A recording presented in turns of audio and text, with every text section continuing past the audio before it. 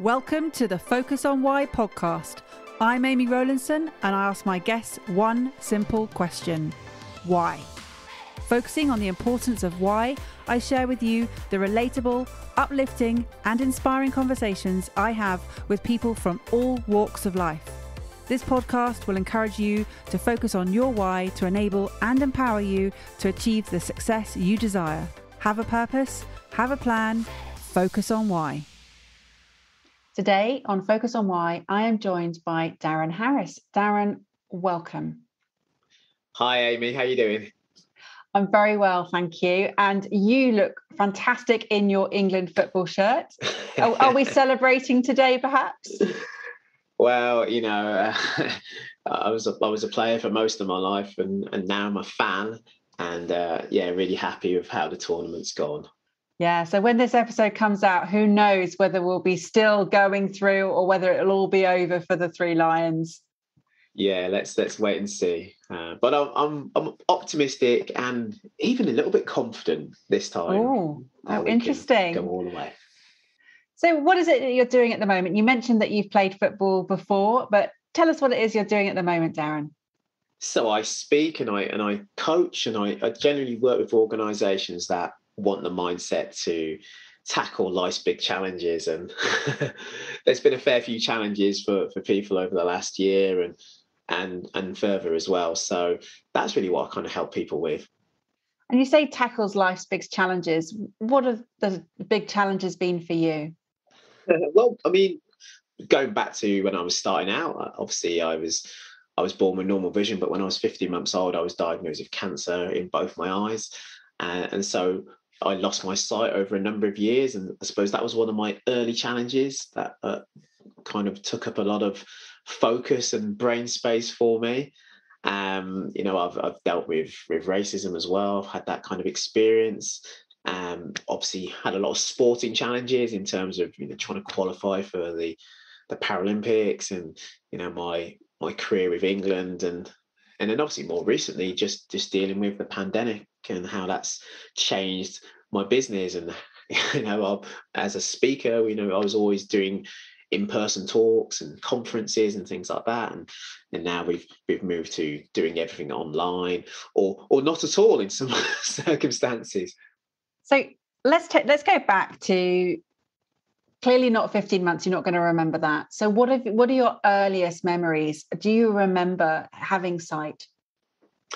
Absolutely. I had sight till I was probably in my 20s, actually. I had some usual vision up to that point. But even though I went to a mainstream primary school and I could see reasonably well, I mean, I could read print, I could write, I could play football with all the other kids, and wasn't so good at rounders. I remember, I could only see out of the one eye and I wasn't able to judge distances. But I do remember my sight getting worse gradually, and actually it making things a lot harder for me. And I remember sort of when I used to play with the school football team, that sometimes my teammates wouldn't pass to me because maybe they thought that I'd missed the ball or miscontrol the ball. And in those days, we played on full-size 11-side pitches, so which kids don't tend to do these days, actually. They tend to play on smaller pitches, actually, because we realise that's much better for the development of your skills. But then we were playing on this full-size pitch, and so everyone was miles away, and it was really, really difficult. And I do remember sort of starting to feel a bit more isolated, and it was definitely harder for me. But I think in the long run, it probably helped me. And you mentioned, sorry. No, I was just going to say I was obviously upskilling all the time because sometimes if you're training with players who are better than you or more capable than you, then you can either kind of give up because it's too hard, or you can just dig in and keep working at it, and that's what I tend to do. And you mentioned that your early challenges, Darren, were with focus and brain space. What did you mean by that?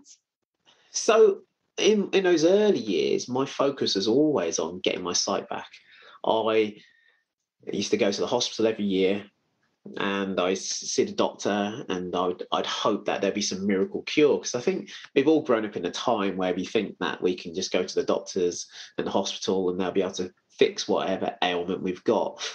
And that was the mindset that I had. I thought, well, and people would say to me as well, so, oh, haven't they found a cure for this? Because they found a cure for so many other things. And every time I went to the doctor, he'd just say, Darren, your sight's getting worse, and there's nothing we can do about it. And that made me feel pretty down and miserable, and put me in quite a dark place at times. So yeah, my focus was really on getting my sight back, and it was only once probably it was all gone actually that my attention started to focus elsewhere, in terms of well, this is what I haven't got, but these are all the things that I have got. And so that's how my mindset changed. And what did the mindset shift do for you? Oh, it's magical.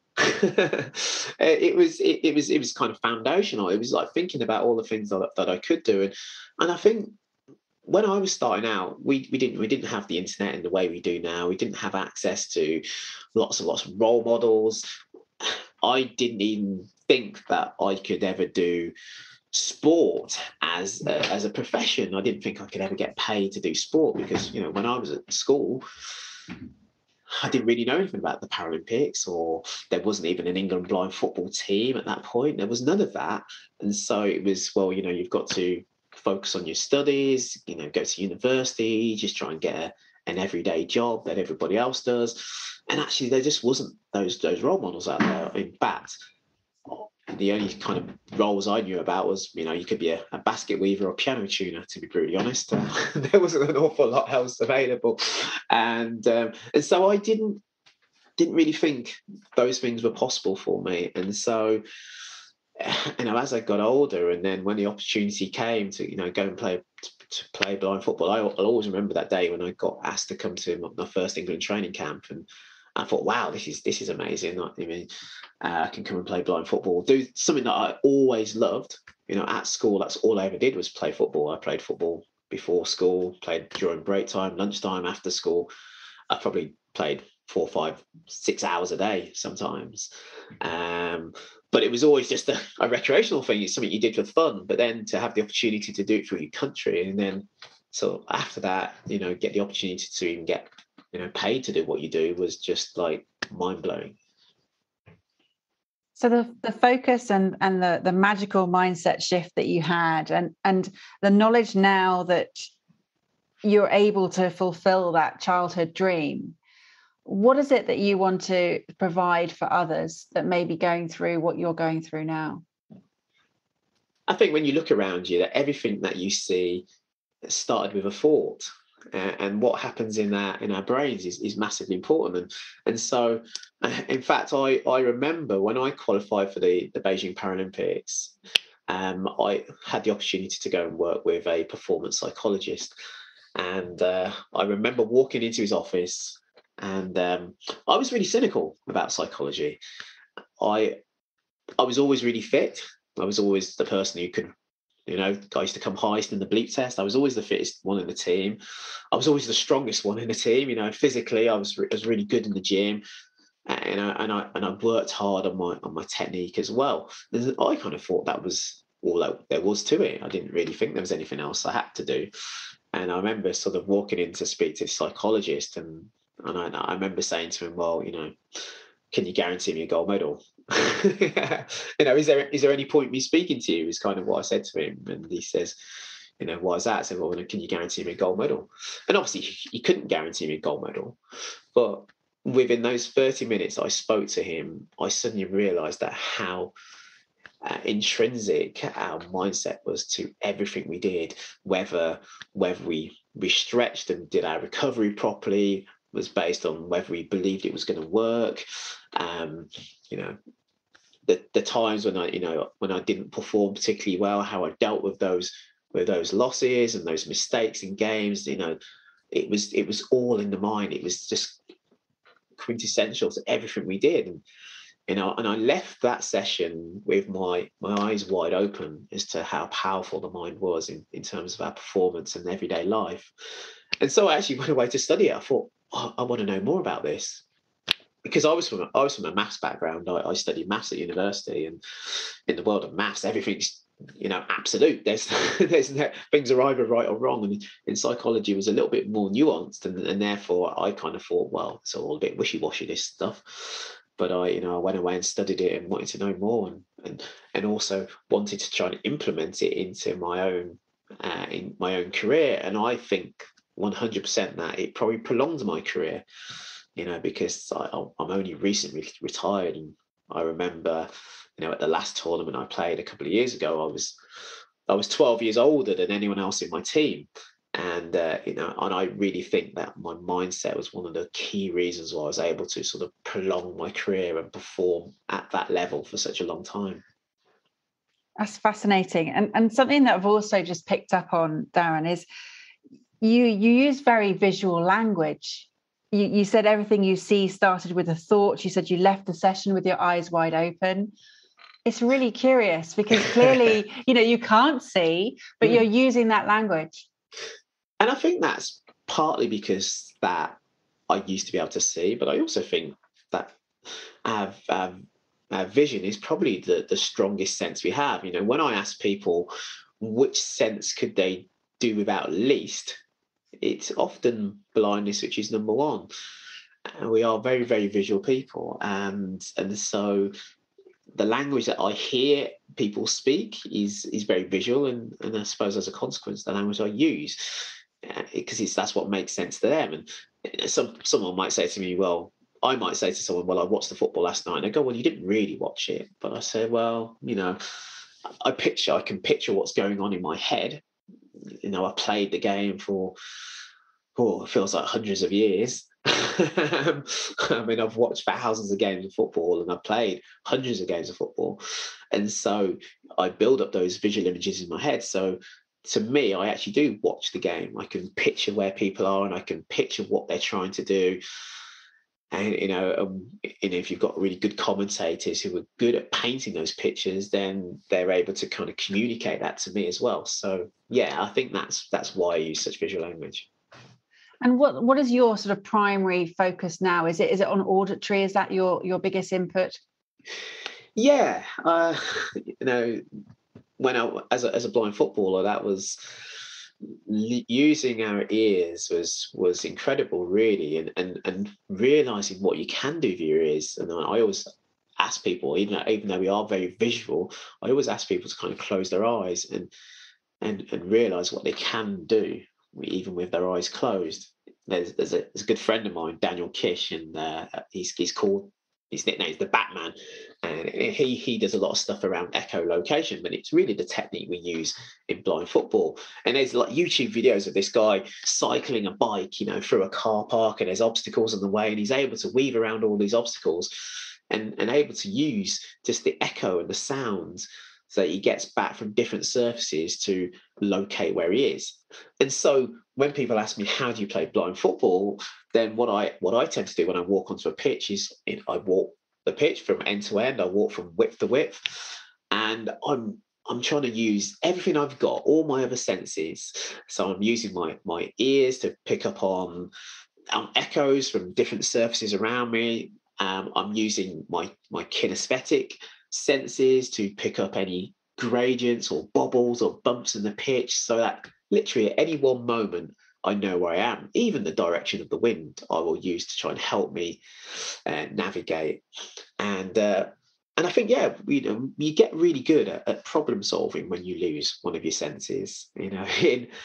I always one of the examples is when it snows. It's really challenging when it snows. Where I live, I've got this really open plan front of the house, so you don't really know if you're in the road or in the garden or on the pavement. And when the snow's kind of above the level of the pavement, it's even more difficult. So you have to develop different ways of just getting around, and so you kind of think, what senses have I got available to me, and how can I solve this problem? One of the ones that my mate used to do when he used to want to know where his house was just to leave his speaker on his windowsill and just turn the music on, which you can kind of do remotely these days. So that's one way of doing it. But I'd use anything I could, whether it was a lamppost or whether it was a particular car or something. There's always something I can use or find in my environment that I can use to help me navigate. Fantastic. And you talked about the nuances of psychology and how you've implemented it into your career and how it prolonged your career for 12 years, older than anyone else in your team. What else has changed for you, and what other impact have you gone on to make for others? So I remember working. So I do a lot of my work in schools. The majority of my work with schools. I obviously do work with organisations and companies as well. But I had the opportunity. I was doing some work for a charity actually, and they wanted us to work with young people that probably didn't aspire to getting into some of the top universities. So I was lucky enough to go to Red Brick University, and they were trying to get these kids from a disadvantaged school to even consider applying to one of those universities. And so I was giving him some maths tutoring actually, and he really struggled with maths. He hated maths was the phrase he used. And I remember saying to him, well,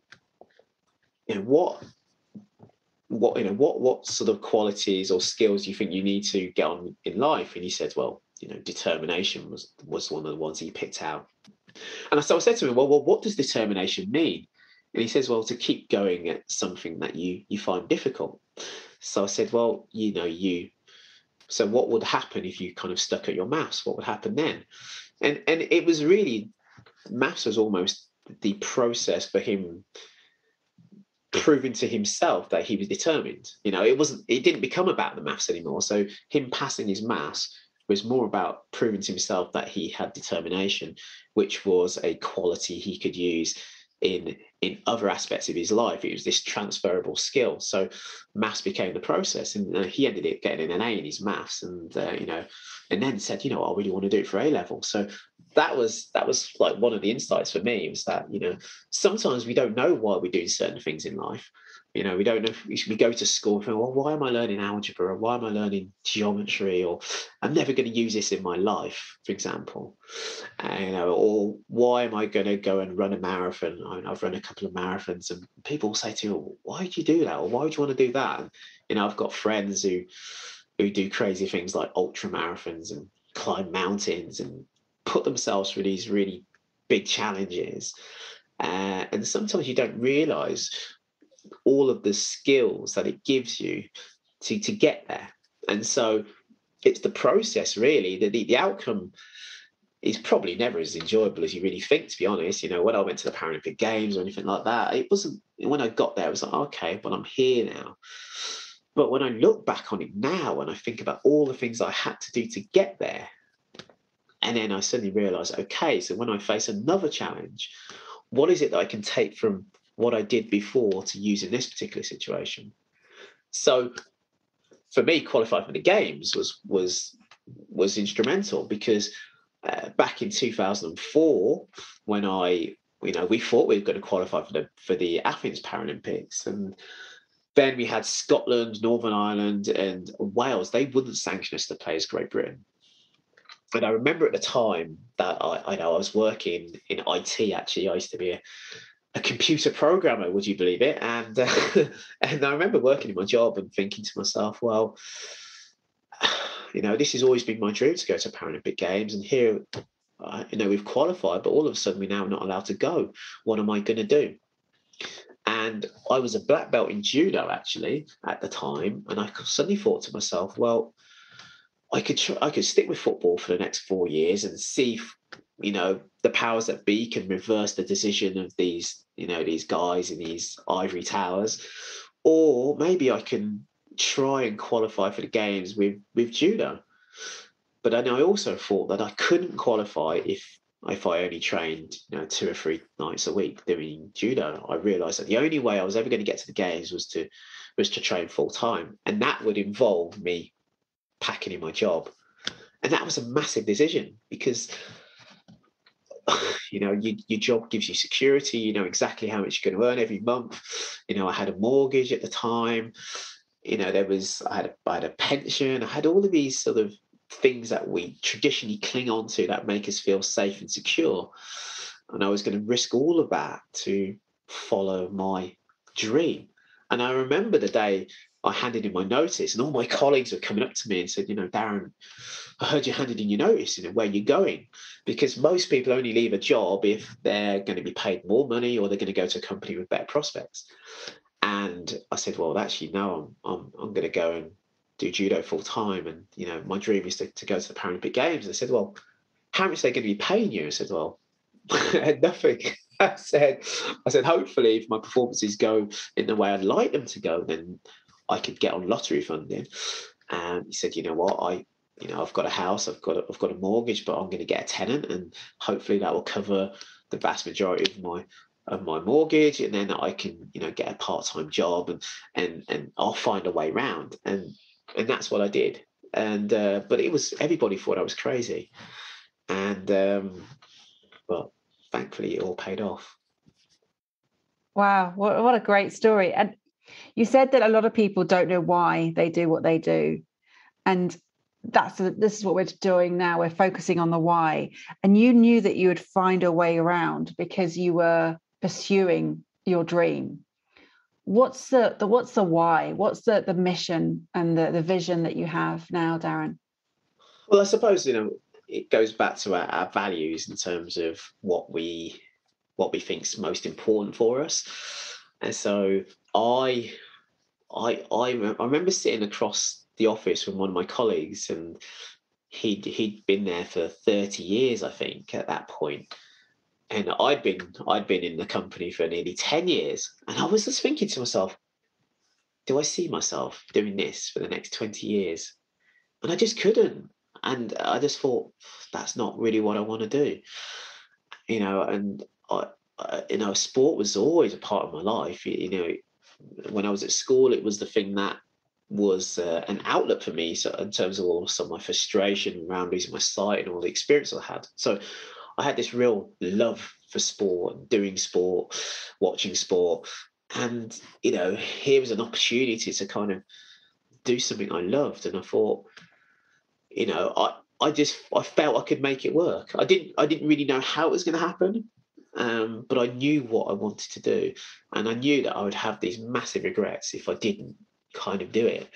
And I didn't want to sort of sit there in 20 years' time looking back and thinking, you know what, there was an opportunity there to do it, and you did it. You played it safe, and you didn't take a risk. And now you're just, who knows what would have happened, but I'm sure I wouldn't have had the adventure that I've had doing what I've been doing for the last 20 years. So was it judo as well, or was it just football? So I did judo in Beijing. Yeah, I went to judo. I went to the games with judo. As it happened, those home nations reversed their decisions eventually, and so I did actually end up coming back to football. And I was actually getting really old as well with judo. I started getting loads of injuries. I broke my ribs, tore my ankle ligaments, and I realised that judo was so much more physical than football, that I could probably get a much longer career out of football than I could judo. Maybe now if my football's over, I'll have to sort of take up bowls, because that's obviously a lot less physical than football. So, but anything that will help me carry on doing some sport to a good level is massively important for me. So which Olympics did you do your football with? I went to London. Yeah, I went to the Paralympics in London. Yeah, fantastic. Yeah. And it was so different to Beijing, obviously, because my family and friends are able to come, and I met a load of people I hadn't seen for years in London.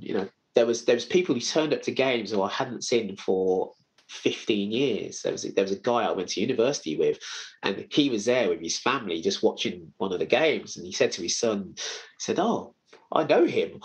I went to university with him, and his son goes, "No, you don't."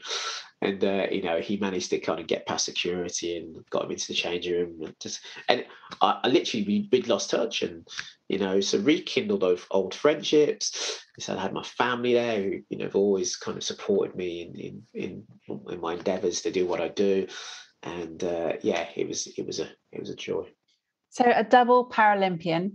Yeah, that's pretty epic. Yeah. And what next?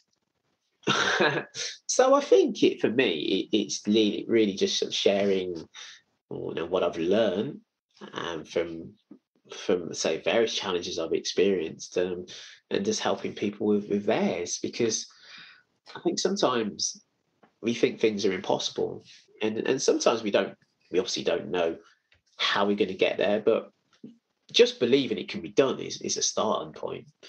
And I'm involved with the role model program now. So the Football Association have a role model program where we work with all of the young players coming into the talent program now, and try and give them a good idea of what's to come as they go through their careers. And I think to have people who've been there and done it is a massive help to them, because we never had anything like this when we were coming through. We were just literally I would say stumbling in the dark, but that's kind of how it felt, really. And now there's just an awful lot more support, and I think if there's help out there for you to kind of help you get to where you want to get to, then you might as well take advantage of that, really, rather than and trial and error is a great way of learning things, but often there is knowledge, there are skills out there which other people have, which you can take advantage to help you progress much quicker than you would on your own. So we talked about the cancer, the loss of sight, the focus and the brain space that gave you, the challenges that you had to go through there, the sporting challenges, the journey to the Paralympics. You also mentioned about having had to deal with racism. Tell me about that a bit more. Yeah, I mean it's changed in form over the years, but I think it's still there. Certainly when I was younger, and actually, I suppose a funny story for me was Euro '96, which a lot of people talk about, was a seminal moment for me in terms of it was the year I made my England debut, but it was also the year that football came home, so to speak. Euro '96 was when we had our first tournament in the UK for 30 years. And up until that point, I'd never supported England as a football fan. When I was a kid growing up, I'd experienced so much racism from people in the street, literally, people would spit at you, they would call you nasty names, they would just it was pretty horrible. And so, every time England played football in the 80s, I wanted them to lose.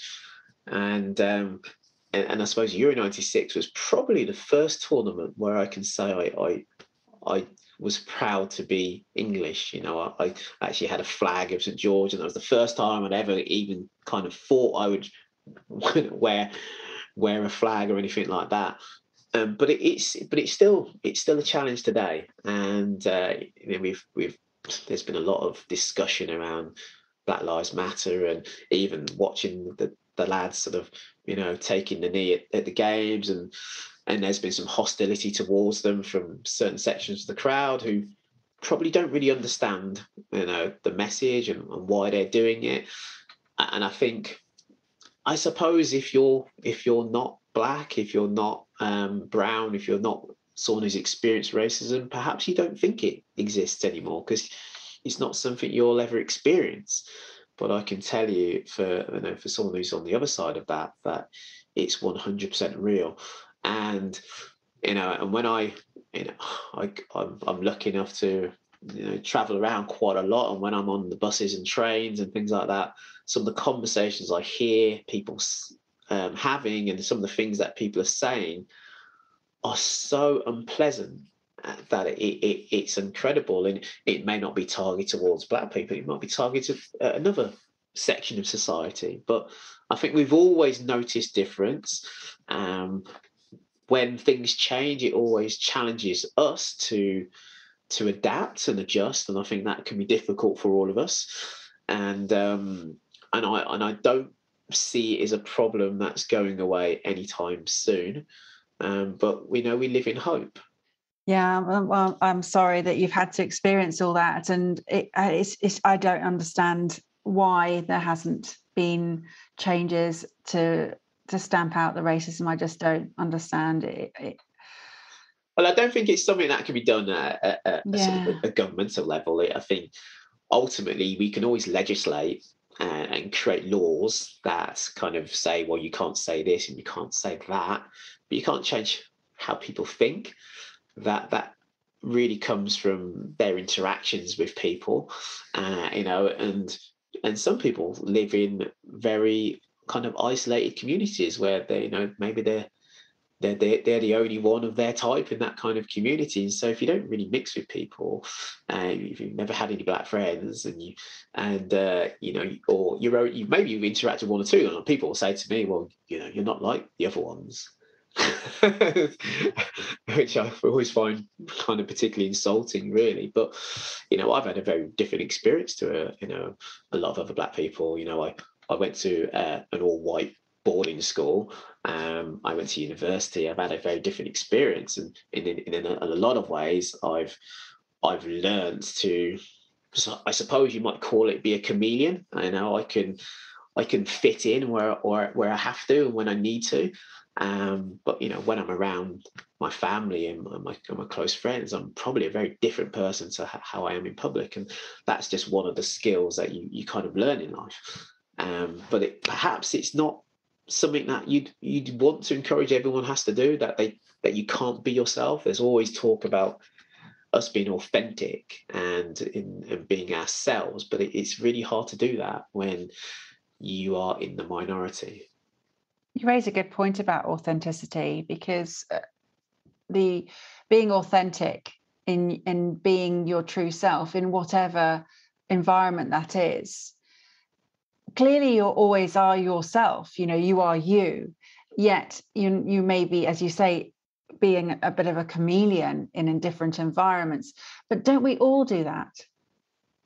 Yeah, no, absolutely. And because I think it's very difficult to be. I think it's very difficult to be yourself, because you're always conscious of what other people think about you and what other people are going to say about you, and especially when you've got a social presence. And so what you put out there on social media, and we've seen certain people in the last few months get in trouble for stuff they've written a long time ago, and sometimes